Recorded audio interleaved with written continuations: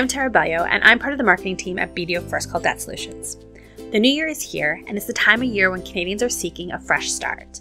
When January rolls around, we resolve to eat better, quit smoking, or work out more often, but these promises we make ourselves can sometimes be difficult to keep.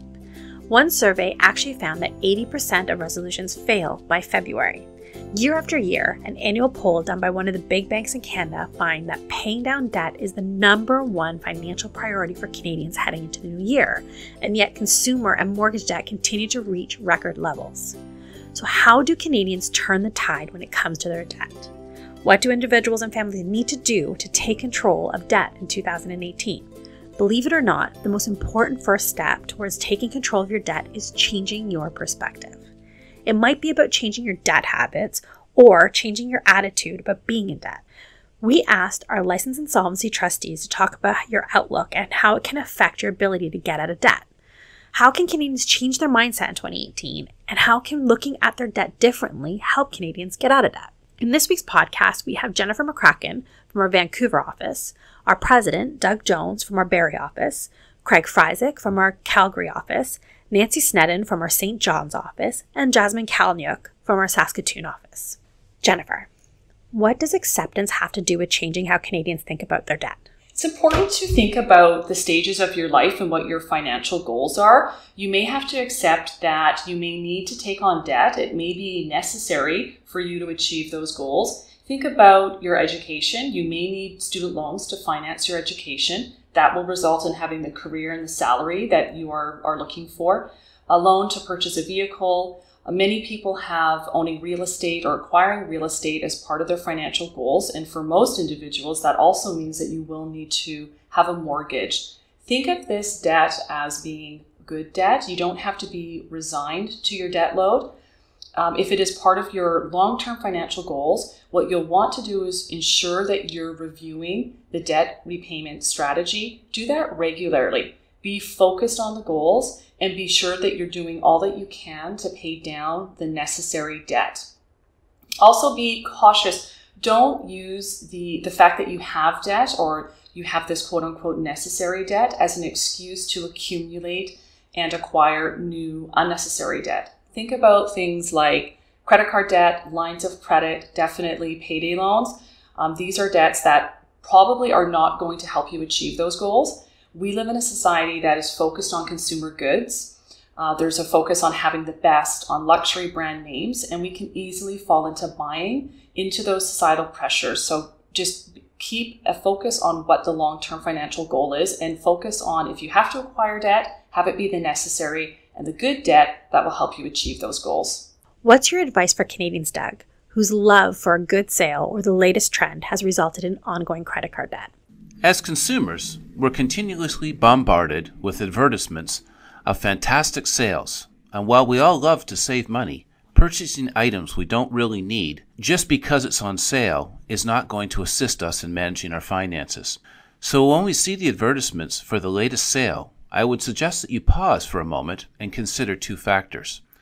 One, do you need the item, or is it simply a want or an impulse purchase? And two, does it fit within your budget? I would also note that purchasing items on credit will only lead to more debt, and when you factor in the financing costs of purchasing a sale item on credit, you may discover it is no longer the bargain you originally believed it to be. What I would recommend is having a detailed budget and following the budget. And look for items on sale that are within your budget and you can purchase without the need of credit. Craig, what advice do you have for individuals and families who are frustrated or panicked trying to keep up with bill or loan payments? I'd like Canadians who are dealing with debt to start thinking long-term instead of short-term. It can be easy to give into fear or panic when you have lots of debt.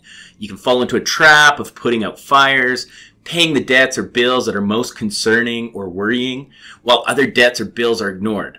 Think about what you want your life to look like when you're out of debt. Start with one long-term goal, such as, I want to pay off one outstanding credit card balance this year. Then create a plan to achieve it. And get help if you need it. Try to practice patience. Do a little each day, each week, and each month. It's easy to lose steam when you're paying down a large amount of debt, especially if it means making payments for months or even years. What advice do you have for people who are losing their resolve, Nancy? I think when it comes to paying off your debt, you really need to focus on the why for you. Everyone's situation is different. So what motivates you to get your debt paid off? Maybe you want to be able to put more money away for retirement. Maybe you want to be able to save for your kids' education, a down payment on a home, or, a family vacation. Whatever it is that's the motivating factor for you, then put that top of mind so that you keep focused on getting that debt paid down. Also look for little improvements. Celebrate little improvements.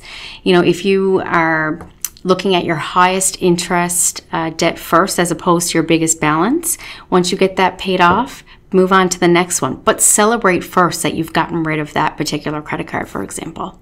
And finally, Jasmine, what is your advice for Canadians who feel like they have no control over their debt? I think the first thing is to take ownership of your own financial situation, so especially the debt. That involves taking a very honest and a very realistic look at the whole financial picture. It's very difficult, if not impossible, to make improvements to a financial situation if you don't acknowledge the reality that you're living in. And each person has the power to make changes and to reach their financial goals. And also, each person is responsible for doing that on their own and for taking control of their own financial situation. So some things or some steps that can be taken are to create a financial plan or a budget. So determine what income is available after monthly expenses that can be put toward debt repayment. If you make a plan as to which debts should be tackled first, and then a person can consider consolidating their debt. But if your financial situation just seems so overwhelming or out of control, there are debt relief professionals such as licensed insolvency trustees that can identify more formal options for dealing with debt. Thank you to our LITs for answering our questions, and thank you for listening to this episode of our BDO Debt Solutions podcast. We encourage you to share this podcast with friends and family and check out our YouTube channel, BDO Debt Solutions Canada, for more podcasts and videos. Keep an eye out for our next episode where we continue to share practical habits to help you change your mindset about debt this year. Until next time, I'm Tara Bellio, reminding you that it is possible to leave debt behind.